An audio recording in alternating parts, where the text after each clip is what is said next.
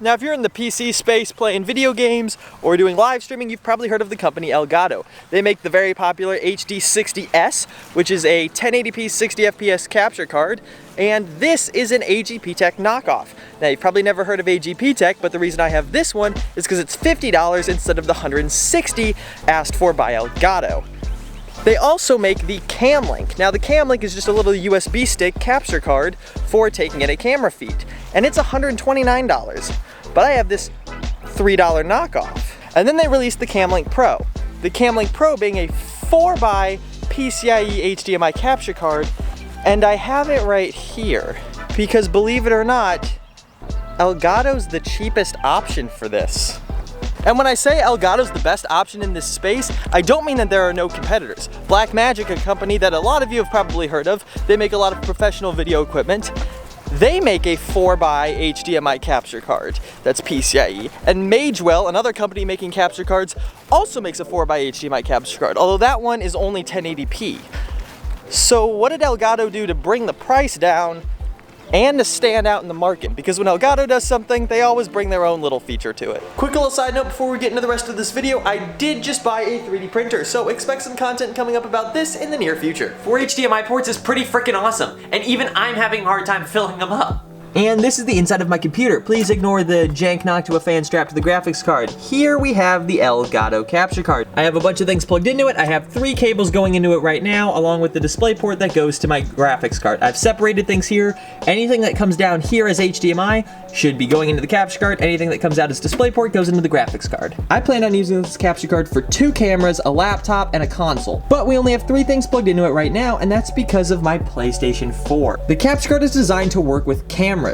I mean, it is called the Cam Link, so that's to be expected. But the PlayStation outputs as HDCP. Now, capture cards like this AGP Tech card or the other Elgato cards that are designed for capturing things like a console bypass that HDCP by sending it the signal saying, "Hey, we're all good here." Now, this capture card doesn't do that. It's designed to work with things like a camera, so that way I can get my camera signal into the computer.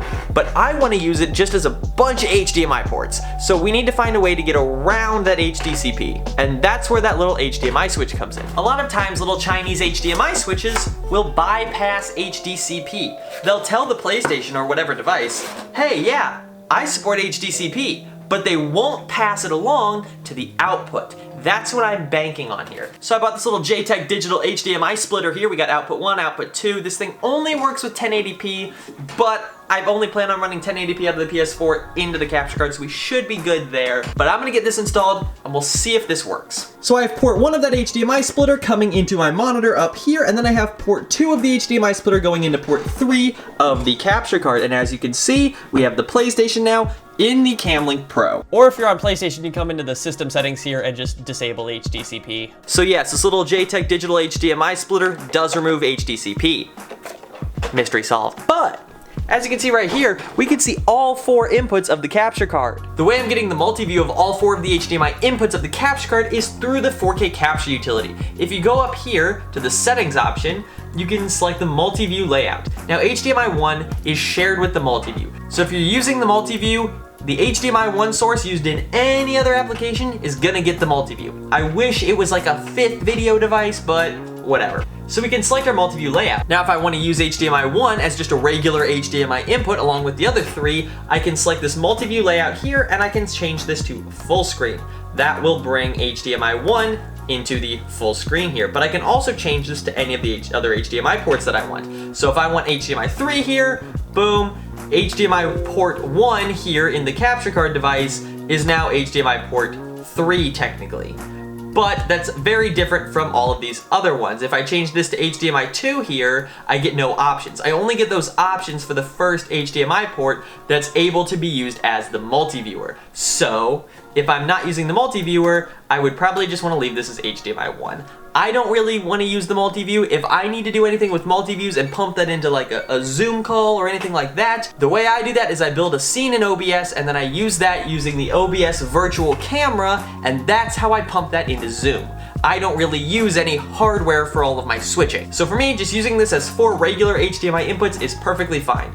I can also come over here to General and turn on Stream Link. Now the Stream Link is essentially just the 4K capture utility will create an NDI feed of the capture card so that way you can pick it up in a different application or a different computer around the house. I specifically use this for other computers to access the capture card because if I want the same computer to access the capture card, it acts as a multiple output device. I don't know all the technical stuff or the actual name for it, but basically I can use a bunch of different programs all accessing the same camera feed. So I can have my PS4 or any device for that matter coming in and being able to be accessed by a bunch of different applications at the same time. I haven't found a limit yet. So we have the 4K capture utility, the built-in Windows 10 camera app, and a windowed projector source from OBS. Now we just answered 2 of the 3 questions that I asked, but just slightly out of order. The first question being, what did Elgato do to make their product stand out as an Elgato product? The second question being, how did they reduce the price to the point where it was lower than all of the competing products? And the third question was, how do we get a PlayStation or a game console or an HDCP source into it? The multi-view and integration with the Stream Deck is how Elgato made the product their own. That little HDMI splitter bypasses the HDCP, so how did they reduce the price? And now is when we have to start talking about some of the negatives of this capture card, because it's not magic. It uses PCIe 2.0. Now PCIe 2.0 is used by the Blackmagic card, the Magewell card. A lot of capture cards and a lot of PCIe devices are still PCIe 2.0, but this is PCIe 2.0 times 4. This is a by 4 slot, meaning we don't get that Thunderbolt 40 gig per second, we get much less than that. And that's how they were able to make it so cheap. The Blackmagic card can do 4K 60 on all of its inputs. The Magewell can do 1080 60 on all of its inputs. Don't ask why the Magewell's included in this, it kinda seems like a ripoff to me. But specifically comparing it to the Blackmagic card as it's the closest in terms of price and functionality and feature set, the Blackmagic has to take the win. But so does the Elgato. The Blackmagic Decklink 4K Quad HDMI can take in 4K 60 FPS HDMI 422 and maybe 444, but I'm not sure, don't quote me on that, because it uses 8 PCIe lanes. Now at 1080p, the Elgato's fine. It does 422 chroma subsampling for all of the HDMI inputs. But as soon as you go to 4K 30, which is what the resolution tops out at on the capture card, it also doesn't have any built-in scalers, by the way. You only get 420 chroma subsampling, which for web content is fine. But for more professional applications where I'm recording something like a camera input to a computer to try and record an entire event, bypassing the record time limits of a camera, or just compositing things, basically anything really professional that I'm doing, I can't use this card for. But that's okay. This card is $350, which is a little over half of the Blackmagic card at $549. With it being half the price and having half the max frame rate and half the PCIe lanes, it's essentially just half the capture card. If you don't need 4K 60 or the 422/ maybe 444 chroma subsampling of the Blackmagic card, well then yeah, the Elgato card makes a ton of sense. I bought one and I'm certainly not returning it. I love the card and it still has a lot of untapped potential. If I'm streaming for an event where I'm using OBS to manipulate all of my sources and stuff and do my positioning and everything, and OBS crashes and I can't get it back up, it's really nice having the ability to do multi-view picture-in-picture and changing the sources and manipulating all of the stuff in the capture card itself so that way I can use it as a backup if OBS goes down or if whatever else I'm already using is going down. It has more options, it has more features, but I'm not using them. Let's see how I am using it. Got it. I really don't need any just regular gigabit ports, I just need PoE ports. Background from another input, like moving graphics, but that said, setup looks great, why change? So this is my live stream. This is what I do for MTS every Tuesday. MTS Live is pretty much my live show where we just kind of do whatever.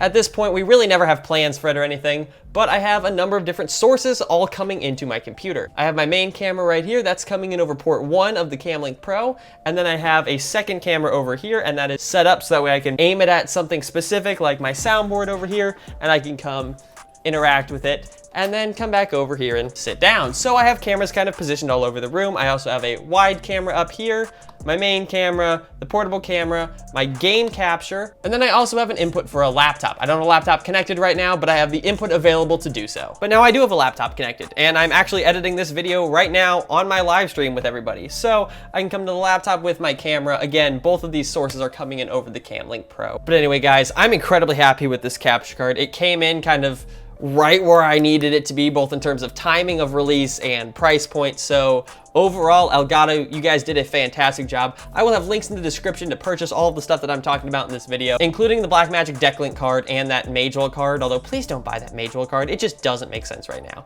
But anyway, guys, thank you all for watching. Hit that like button if you like this video, and subscribe if you, I don't know, for some reason want to keep seeing my ugly mug pop up on your subscription feed. But anyway, guys, thank you all for watching, and I will see you in the next one.